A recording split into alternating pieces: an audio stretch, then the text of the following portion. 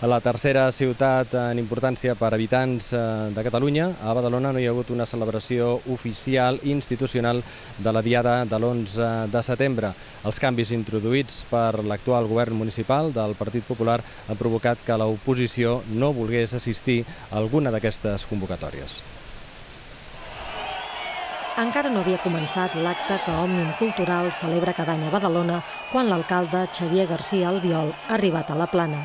Només detectar la seva presència, la majoria dels assistents l'han rebut amb xiulets, crits i proclames d'independència.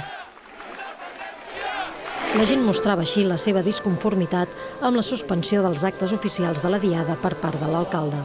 Òmnium mantenia la seva ofrena al monòlit de la Plana, com ha fet des de l'any 84.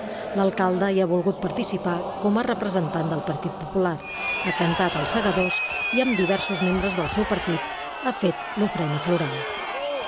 A Badalona la Diada l'ha organitzat a l'Ajuntament amb els mateixos termes que s'ha organitzat els darrers anys, igual que els darrers anys, i que si no hi ha hagut l'ofrena i el discurs és perquè aquells que formen part de la institució no han volgut participar en els dos actes institucionals de la Diada.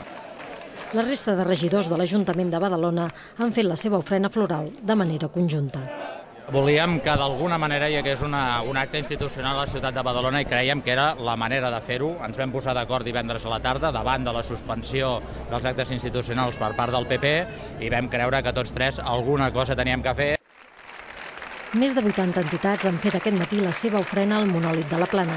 Òmnium Cultural, amb la seva presidenta Muriel Casals al capdavant, han desplegat dues pancartes del Déu Jota. A més de l'apartat polític i cultural, també hi ha hagut representació d'associacions socials, reivindicatives i esportives.